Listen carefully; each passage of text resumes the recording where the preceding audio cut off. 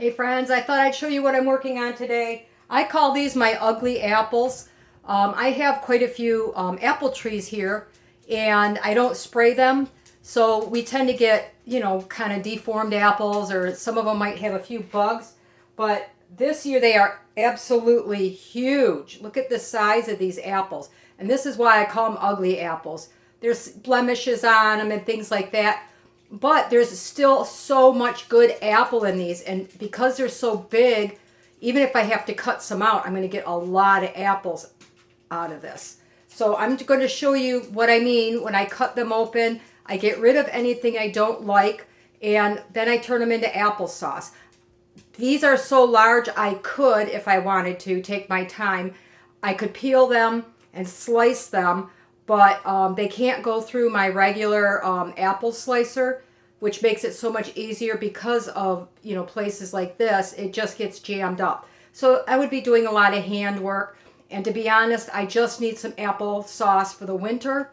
I only have like 9 jars and I want to get, as much more as I can. I still have one tree to pick out there yet. But that one, the apples will last all the way into December. Even if we get a hard freeze, I've picked them off and turned them into applesauce. So anyway, let me show you what we're doing here. All right, the process is simple. I know I'm going to need something large, so I have my roaster and I have it turned on to 200 degrees because I'm just going to let these go overnight before I finish making them into applesauce. So I take my apples, and I know this part's going to be bad, so I tend to slice through that part. Like I said, these apples are huge.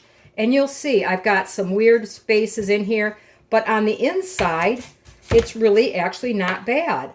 I've got a little spot right here I'm going to cut out. I can see where it's going. I like to cut out the core and the blossom end. And I look for anything that, any bugs or anything, but so far I haven't found any actual bugs. And then I just slice them a couple of times. That way I'm looking inside to see if they're clean. And look that's like a perfect apple. If you didn't see the outside and you bought this at the grocery store, you would go ahead and eat it. So that's what I do with my apples. Let me find another ugly one here, just so I could show you some of the differences in what I'm finding.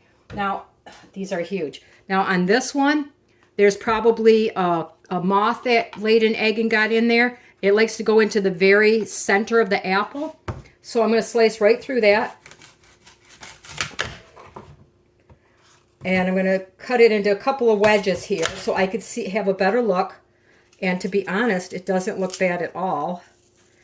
On the floor here, I have a bucket. I just cut off my extra pieces and I drop them in my bucket.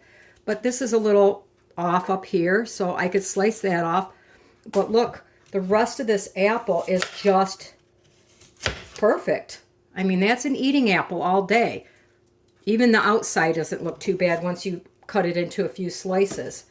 So don't be afraid of those ugly apples. If you have a neighbor who has a tree that doesn't spray and you want to, make applesauce for a first-time canning project, this is a great thing to do. I did my first project back in probably 1982 or 83. And the first thing I did was apples that I had been walking around the neighborhood, and I asked a neighbor if I could pick them up. And she said, go ahead, take whatever you want. And I was able to give my kids some good applesauce that year just from free apples that I received. So don't worry if they're, some of them, they might be too far gone. You never know. But if you're out walking, take a knife or something with you, cut a few of them open. If they're not totally, riddled with bugs, sometimes you'll see tunnels throughout the entire apple. Those you don't want. But, just because they're funny looking on the outside doesn't mean they're going to be horrible on the inside. I mean, look, while I was cleaning them, I came across this one that looks really kind of scary. Most people would just toss it. But I'm telling you, there's so much good apple left in here. Whoop, I'm going to go ahead, just make it easier on myself. Now look, when I cut this off, it's not that as deep as it looks. So now I just got a nice piece of apple, and it looked really bad, but it's not as bad as it looks. So don't be afraid to get into these ugly apples. Okay, here's a piece that looks like, oh, I should throw the whole apple away.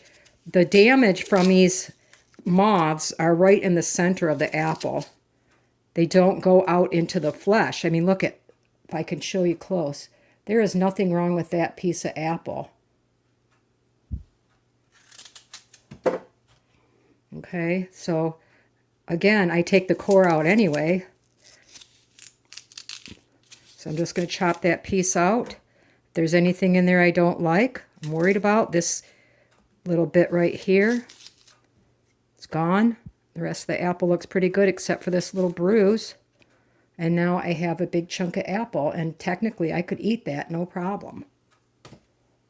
I'm going to cut up all my apples, and then we're going to cook these. I put a little water on the bottom. I turn them on low. Once I get this filled up with all my apples, I'm just going to let it go on low overnight, and then tomorrow I'm going to come back and I'll turn them into sauce and can them up.